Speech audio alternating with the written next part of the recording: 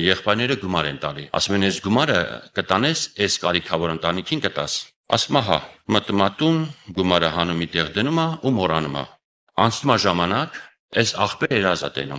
երազատենում, որ եկել է կայարան, պոեզը կանգնած, պոեզի վրա գրած է «Царство небесное», երկնքի արքայություն։ Ոնց է ուրախանում այս աղբերը, շուտ գալիս առաջ, տենում է կոնդուկտորի տեղը կանգնած է հրեշտակ։ Հրեշտակին անունը ասում է, հրեշտակի ձեռը թուղթ տալում է, ասես թերթում է, տետերի պես նայում, անունը գտնում է, ասում է անունդ կա, մտի։ Ազգանուն, հայրանուն, ոչ մի բան պետք չի, անունդ ասում ես, երկինքը արդեն ճանաչում է, կաս, թե չկաս։ Այս աղբերը շուտ նստում է պոեզ, տենում է, էլի մարդիկ կան, ուրախ, մա չեն գնում, մեկ էլ ժողովրդից մեկը ասում է, հրեշտակ ենք սպասում։ Մի հատ էլ հրեշտակ ասում է, վերջի վագոնից գալիս է քայլելով, ասում է, գալիս է, պոեզի մեջի ժողովրդի շորերն է ստուգում, շորերը մաքուր է, թե կեղտոտ է։ Այս լսելուց հետո այս աղբերը ուշադիր նայում է վրան, տենում է, այս ձախ գրպանը կեղտոտ է։ Հրեշտակը թողել է մտնի պոեզ, բայց գրպանը կեղտոտ է։ Հիմա թաշկինակը հանե էլ սրբում է, ոչ մի ձև կեղտը չի կարող անցկացնի։ Մեկ էլ իրանց վագոնի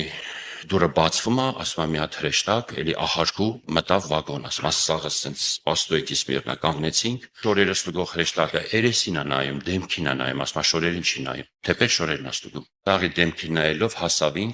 ես էլ ասում եմ նենց եմ կանգնեմ, ձախ ոտս այս կողքից կանգնացին, սենց կպցրած լինեմ։ Քիփ կպել եմ իրան, այս բանը գրպանից կեղտը չի երևում, բայց քանի որ այս հրեշտակն շորերին չի նայում, դեմքին է նայում, ասում է նայեց դեմքին,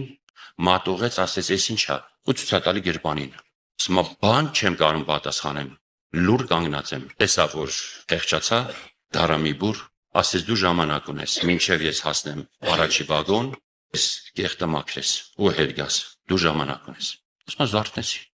զարթնեցի տեղերից մեջ նստած, զարմացած։ Տեր, ես ինչ կարա լինի, ես ինչ կեղտա գրպանից մեջ։ Հիշում եք գիրքը ասում է, հիշի որտեղից ընկար։ Իսկ եթե խոնարհվում ես, Տեր ինքն է հիշացնում։